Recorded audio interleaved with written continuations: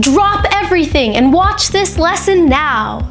Hi, welcome to Jen's Jyugyou. My name is Jen, and today I'm going to teach you 12 different expressions using the word everything. 12 common expressions that native speakers use with everything. The most common way that native speakers use the word everything is to refer to a situation in general or life in general. For example, you might hear the question, "Hey, how is everything?" Or if you ask someone, "How's the project?" they might say, "Everything with the project is going well." If someone seems really upset about something, you might want to encourage them by saying, "Hey, don't worry, everything's going to be okay." Expression number 2 is, there's a time and a place for everything. There's a time and a place for everything. What this expression means is that different times or places, different occasions, are good for certain activities and other occasions are not suitable for certain activities. So this expression is usually said to someone to imply that they should refrain from doing something because this isn't the time or the place for it. For example, at someone's wedding, if one of the wedding guests starts to get angry about something with another guest and start a fight, someone might say, "Hey, don't bring that up now. There's a time and a place for everything." Meaning you can fight about this issue later, but not at this wedding. That's supposed to be a happy occasion for the bride and groom. There's a time and a place for everything. Expression number 3 is, timing is everything. Timing is everything. What this means is that the success of something is directly related to when it happens. For example, if a guy is thinking about proposing to his girlfriend and making her his fiancée, he wants to plan everything carefully and choose the best time to do so. Timing is everything. If a famous artist wants to release a Christmas album, releasing a Christmas album in July is not going to be very beneficial. They should release a Christmas album in December because that's when people want to listen to Christmas music. So in that case, for when the artist chooses his release date, he needs to think, timing is everything. Expression number 4 with everything is, winning isn't everything. Winning isn't everything. This expression is often said to someone who has lost some kind of competition in order to encourage that person in the positive things that have happened. For example, maybe there's a kid whose team lost the soccer match, but you might say to that kid, "Hey, winning isn't everything. You played great today and you scored a goal, even if your team didn't win. Winning isn't everything." This expression can also be said to the winner so that the winner doesn't get too full of themselves. They don't get a big head. So if someone's like, "I won, I'm the best, woo, I'm the greatest, I'm the winner," you could say to that person, "Winning isn't everything. Your sportsmanship after the fact you've won is also important." Expression number 5 is to do everything humanly possible. To do everything humanly possible.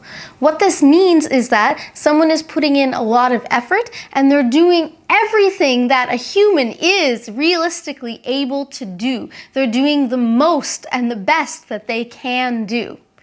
This expression is usually said when talking about someone's effort to do something and is used a lot with doctors or firefighters or people who are trying to save someone.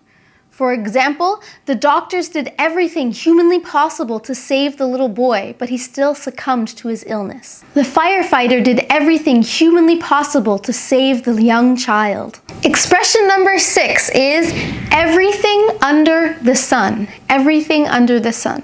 What this basically means is a lot of things, a large range of things, anything that you can possibly imagine, everything under the sun. For example, a parent might say to their child, "I have done everything under the sun to try and help you." There used to be a really famous store in Toronto called Honest Ed's, and it sold everything under the sun. Anything you could possibly want to buy, you were able to find in that store. Expression number 7 using everything is everything but the kitchen sink. Everything but the kitchen sink. This expression means that there are too many things. There's a large number of things and more than what is necessary. There's too much stuff. For example, when I go on vacation and I'm packing my suitcase, I like to take many things just in case I might need them. So my suitcase is very full and heavy. And if someone's helping me with it, they might say, "What do you have in here? It seems like you brought everything but the kitchen sink with you." Expression number 8 is, now I've seen everything. Now I've seen everything. This expression means that you are very shocked and surprised and astonished by something that has happened. You feel that this action or this thing that has happened is very strange or unusual. For example, maybe if I'm reading something about politics in Canada, wow, the Liberals, Conservatives, and NDP all agreed on something? Now I've seen everything. This means I'm very surprised by the fact that all 3 of those major political parties actually agreed, because that never happens. So if it did happen, I'd be like super shocked and say, wow, now I've seen everything. When my friend who loved steak and hated vegetables decided to become a vegetarian, I was shocked and said, wow, now I've seen everything. Expression number 9 is with everything on it. With everything on it. This expression is used connected to my favorite topic, food. Specifically, with everything on it can be heard when people are ordering things like sandwiches or burgers or bagels. When you say you want everything on it, with everything on it, it means that you want all of the possible and all of the available toppings on your sandwich. Just give me a BLT with everything on it. And then they will add all of the other ingredients, salt, pepper, sauce, pickles, onions, whatever. Expression number 10 is take everything with a grain of salt. Take everything with a grain of salt. What this means is that you should listen to people's advice or listen to what people say, but listen very carefully and don't automatically assume that everything they're saying is 100% true. Don't think that you can believe everything and use their advice correctly. You need to carefully examine it for yourself. So take everything with a grain of salt. If someone who is very lazy and unsuccessful with their life starts giving me advice on how I can become more successful, I would take everything with a grain of salt.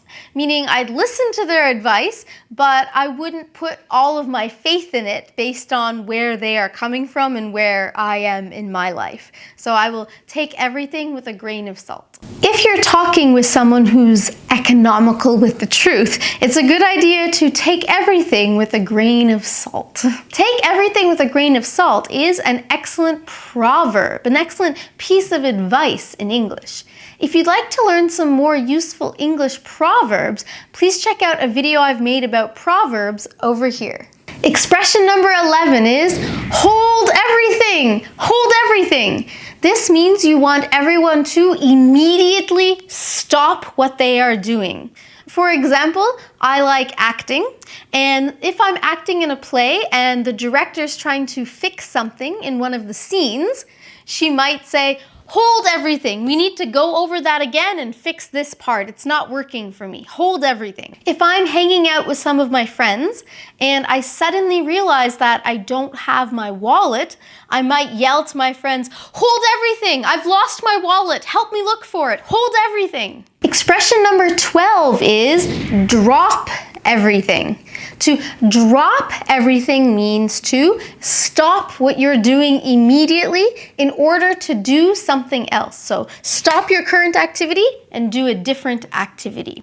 For example, when I heard that my father was in the hospital, I dropped everything and rushed to go see him. The 12 common expressions that you have learned today all use the word everything in English. If you would like to learn some useful common English expressions just using the word thing, please check out a video I've made about that over here. And now it's time for question of the day. Today's question is, tell me about a time that you dropped everything to do something else. Let me know in the comments below. Thank you so much for watching this lesson. If you found it useful, please subscribe to Jen's Jyugyou and give this video a thumbs up. Good luck with your English studies. See you in the next lesson.